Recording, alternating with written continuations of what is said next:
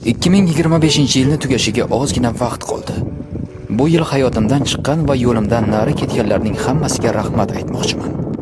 Yo'qligingiz o'zligimni topishimda katta rol o'ynadi. Siz bo'lmasangizda mana borman. Hammasi joyida. O'zimga yetayapman. Men endi ortga qaramay qo'ydim, chunki hayot ortga qarab harakatlanmaydi. Oldimda esa go'zal ishlar va go'zal insonlar bor. Ularni tezroq topishimga duolar qilyapman.